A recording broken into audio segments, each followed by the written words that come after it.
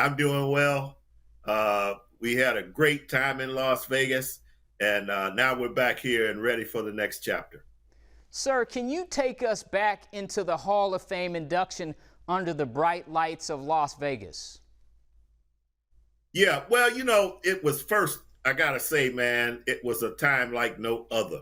I mean, we got to Las Vegas and they treated us like royalty, man. It was great.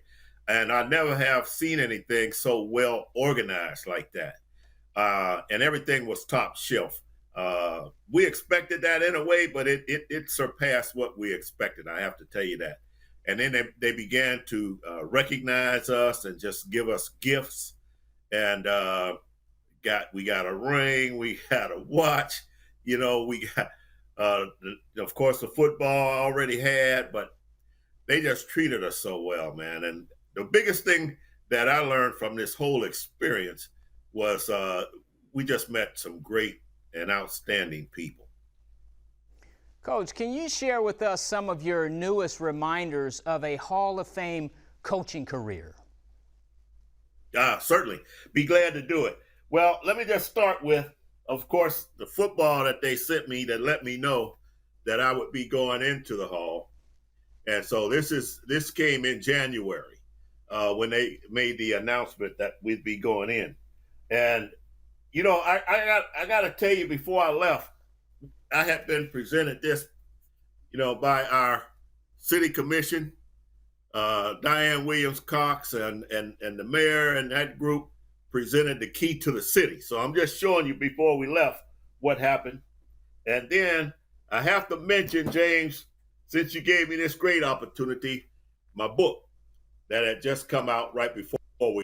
And so anybody who's wanting to get a copy of this book, all they got to do is go to rudyhubbard.com and send me a message.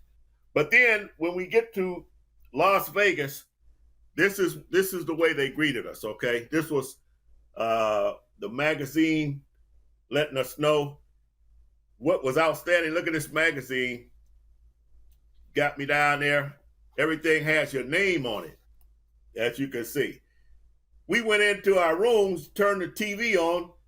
TV got my name up there in the left-hand corner. I didn't know. I've never seen that before. But then once we went to the press conference and had the press conference and everything, of course, this is the plaque that each Hall of Famer gets. This is the same plaque that they presented to us at the first football game here in Tallahassee. And they left one with the university, and this was the one that they had for me once I got there, but it's a duplicate of what they gave to the university, the first game, home game during the season. Then we had, after the press conference, they gave us a watch after the press conference was over.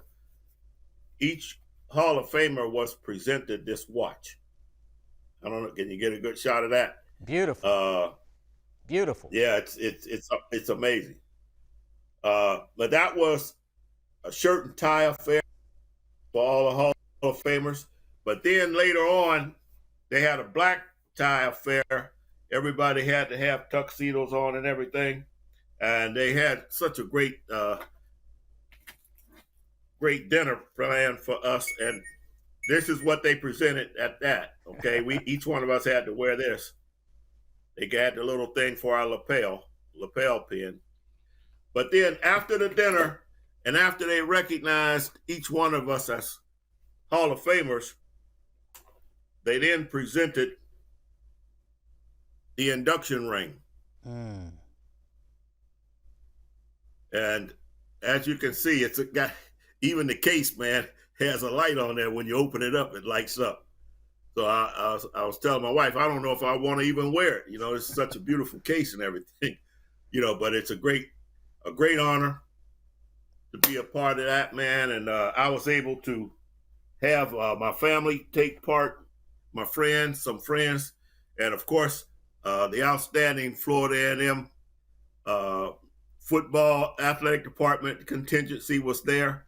And then a lot of friends that I knew from before, a lot of coaches and a lot of players that I knew, from the past. So it was outstanding, man. And again, like I said, I just met some great, great people, and it was. I don't think it could be any better. I'm still on cloud nine.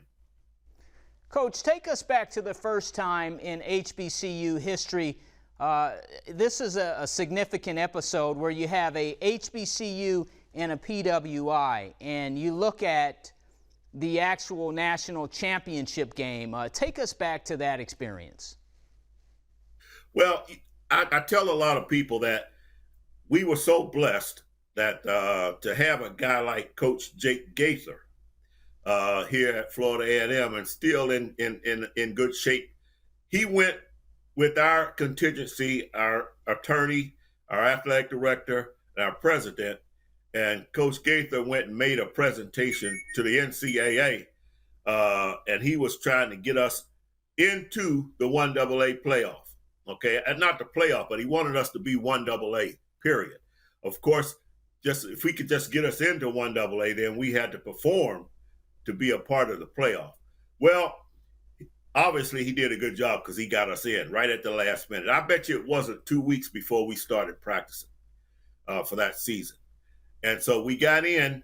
As we went through the season, we lost one game to Tennessee State. And we were told, I mean, we still had an outstanding season going on, but we were told that we had to beat Grambling in our last game to go to the playoff. And that was in the Orange Blossom Classic. We were fortunate to beat Grambling, beat them pretty good. And then we were to go to Jackson State to play Jackson State at their stadium for the first round in the playoff. That was, in my mind, in my estimation, that was the championship game. I mean, that was a barn burner, man. I mean, we went toe to toe. Jackson State was loaded, we were loaded, and I think the game was 15-10. I think that was the score. We hit Jackson, Mississippi. It was a beautiful day. Next thing we knew, it turned into snow.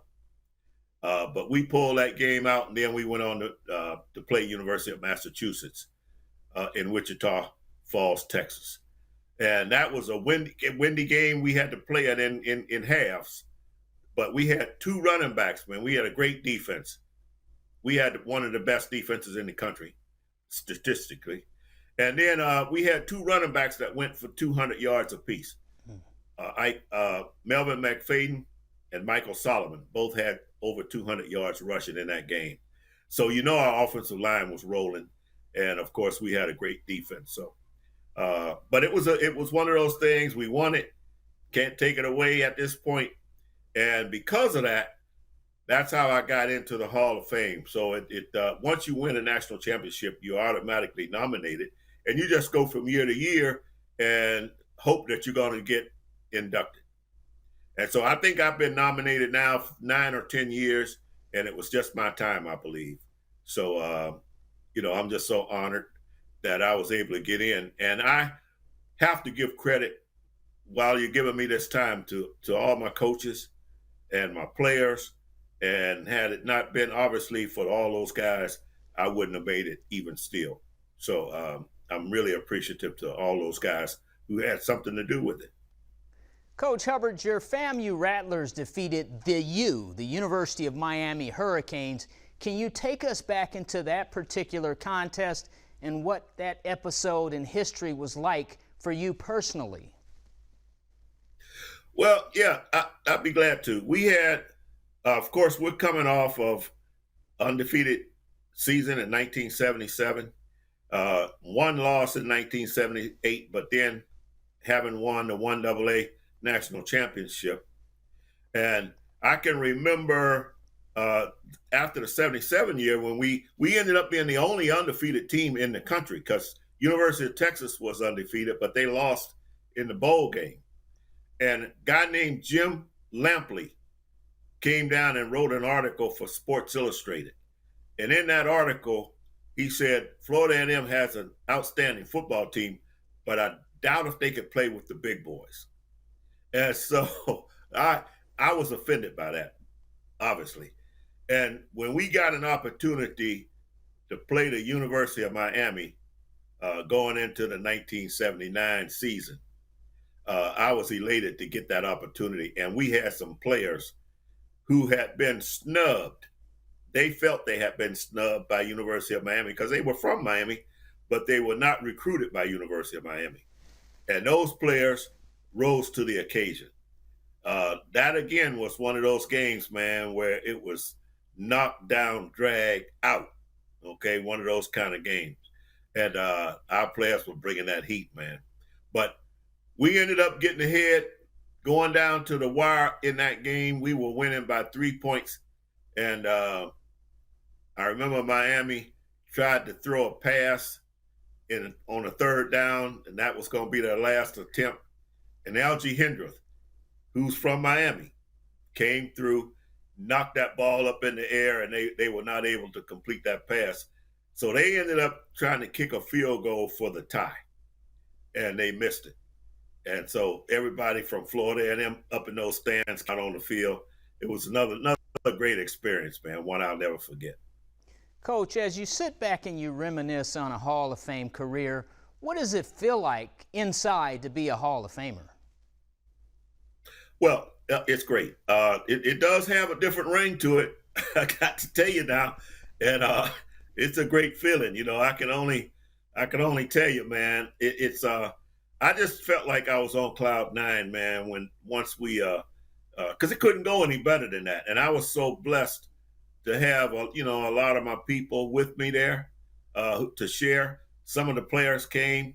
Albert Chester, who was my great quarterback, was there. Purcell Pratt, who was one of the managers, had a lot to do with our success. You know, they were there. Coach Willie Simmons was there, and Mr. Gaucher and all. But it was a great contingency of Florida A&M people who came with me there. And so, man, I don't know if I'm down. I don't know if my feet are really hitting the ground yet. You know, it's just a great feeling to know I'm a Hall of Famer now, man, and I'm a Hall of Famer for life now. So, again, I have to make up my mind whether I'm gonna take this ring out of the box or not, because it looks so good in the box that I don't think I want to wear it. But I do have the ring, and it says Hall of Famer on it, and so there it is. Coach, take us back to some of your greatest memories of the Ohio State University Buckeyes and FAMU. Well, you know, one of the things that stands out in my career at Ohio State was going into my last football season that I was playing. We were supposed to lose because every year when we played the University of Michigan, the game they called The Game, back in those days when we played Michigan in the odd years, we'd play them at Michigan and lose. When we played on the even years, we'd play them in Ohio and win. Well, my last year was 1967, which was an odd year, and we were supposed to lose that game by 2 touchdowns. And what would happen, everybody expected us to lose, and they had already planned to fire Coach Woody Hayes, after that loss. And we ended up winning by 2 touchdowns. That was my best game ever. And I never asked Coach Hayes, but it probably had something to do with his hiring for the next season. Okay, because he felt like I had saved his job. But I think, you know, that was one of my greatest honors. The other thing I think of is after I coached for a few years, I was able to recruit a guy named Archie Griffin. Also in that class was Cornelius Green. Cornelius came in being the first black quarterback. Archie came in as a freshman and ended up tearing it up. I think he ended up like 3rd in the Heisman Trophy voting as a freshman. And then he came on and won it for 2 years, becoming the only 2-time Heisman Trophy winner in football history. And that was my guy. And so I was able to recruit him. He was definitely not coming to Ohio State, and Ohio State didn't really want him.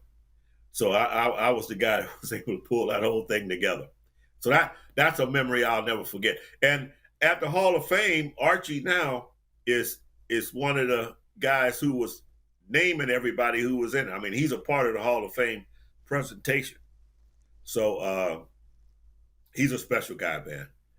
And I was like that experience having to recruit family. He's got a great family. I pulled a lot of people together to make that happen. Coach, the renewed spotlight on HBCU football is shining bright. You look at Jackson State with Coach Prime, Deion Sanders. You look at Eddie George at Tennessee State University. And now Hugh Jackson is back from the NFL. He is taking over the Grambling State University football Tigers. When you think about HBCU football, what goes through your mind? What goes through my mind is we're in good shape right now. I am so proud of what's happened, and I have to call it like I saw it. Okay, I think Coach Prime has done an awesome job, and I think he's done it like no one else could do it. I mean, I'm aware that some of the other guys have come along, and that's great, but I think he set the tone, and I think that, he came in and he let people know that he was coming in there to do a job, and he wasn't afraid, still not afraid. He speaks his mind, and he tells you.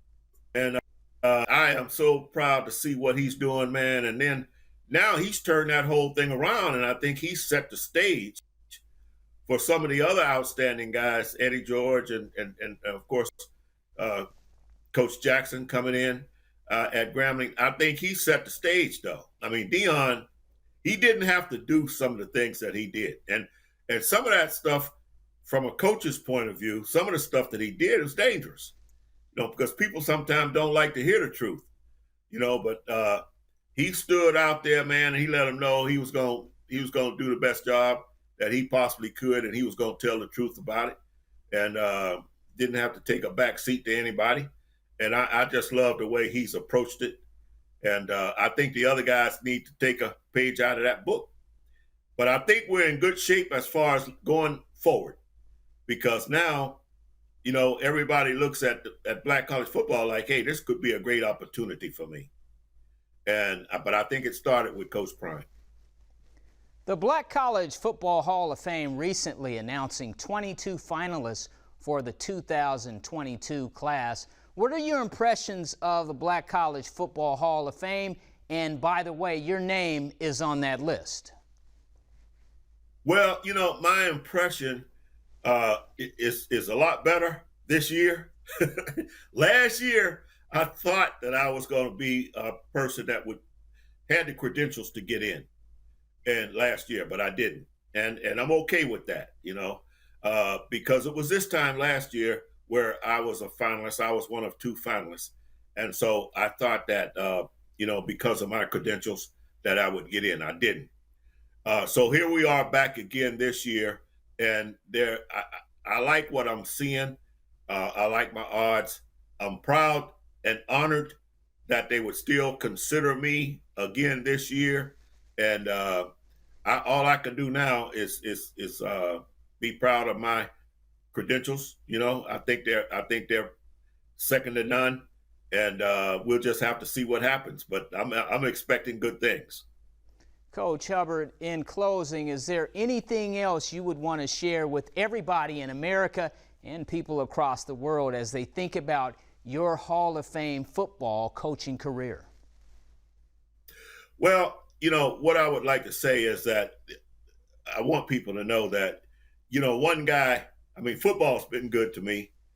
You never do anything like this by yourself. It's just so many great people, man, that helped us to do what we had to do. And that is the message that I have to leave. We were able to get our players turned around to focus on being great, and not only in playing football, but to think about being great students and coming out of that, then going to be great fathers and great husbands. And so I think most of my guys have done that. And then, the ones that have not done that, I'm still working on. So they're still my guys, and that's that is the message that I like to leave with everybody. And what I'm also proud of is Coach Willie Simmons has come in with the same attitude that I felt like we had. He's really approaching it like these are his guys, and he wants them to be well-rounded people, not just football players. And so I love what he's doing. He's winning at the same time. You don't have to sacrifice winning when you're doing the right thing. And so he got an outstanding staff. I'm pulling for him, and I think if we give Coach Simmons the backing that he deserves, you'll be looking at the next Hall of Famer at FAMU. Coach, a quick question. The Celebration Bowl kicks off coming soon, next weekend. When you think about Jackson State University and South Carolina State University meeting on the big stage in Atlanta, when you think about that particular contest, what do you envision, and who would you predict will win the game? Well, I was able to spend a little time with Coach Buddy Pugh, who's at South Carolina State at the Hall of Fame induction ceremony. He's another outstanding coach and a great guy. He's done a magnificent job in the MEAC and at South Carolina State. I got to tell you, I just think that the way Coach Prime has gone about recruiting and the way he's gone about his coaching, even getting his son to play quarterback, that's not an easy thing. Okay, I mean, because he's got to, worry about people thinking he's playing favoritism and all that when you got your son coming in there. And so he's been able to keep that thing going. Now, I'm not, I have to think that right now from what I've seen, Jackson State probably is the team that I would have to pick. But I'm a good friend of Buddy Pugh. He's another outstanding coach and got running an outstanding program. But I have to say it, I have to be honest. You asked me, and that's what I see. Thank you, sir. Coach Rudy Hubbard, the 4-time college football national championship coach and now a college football Hall of Famer, has a great ring to it. You're watching BNC Sports. I'm James Hill. We'll be right back.